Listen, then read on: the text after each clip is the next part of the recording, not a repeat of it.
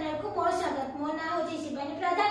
यदि ए video T शेष जाय देखो यदि वीडियो टी भल लागिबो तेबे लाइक शेयर सब्सक्राइब करिबो।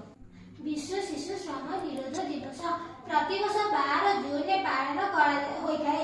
विश्व रे शिशु श्रम को संपूर्ण निरोध करबा एही दिवस पालन अभिप्राय अंतरराष्ट्रीय श्रमिक संगठन द्वारा सर्वप्रथम 2002 मसरे एही दिन पालन करा जायतिला।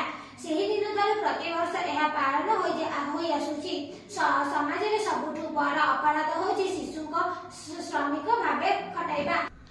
ଏହା ଦେଶ ପାଇଁ ଏକ ଅଭିଶାପ। ଅନ୍ତର୍ରାଷ୍ଟ୍ରୀୟ ସଂଗଠନ ଅନୁସାରେ ବିଶ୍ୱରେ 215 ମିଲିୟନ ଶିଶୁ ଶ୍ରମିକ ଭାବେ କାମ କରୁଛନ୍ତି।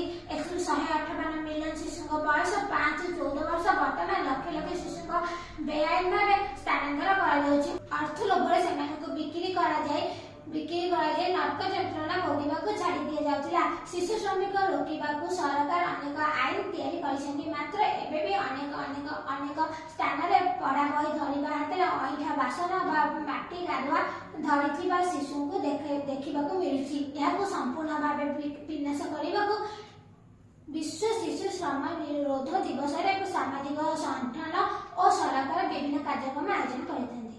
ଏତିକି କହି ମୋ ବକ୍ତବ୍ୟ ଶେଷ କରୁଛି। ଜୟ ହିନ୍ଦ, ଜୟ ଭାରତ।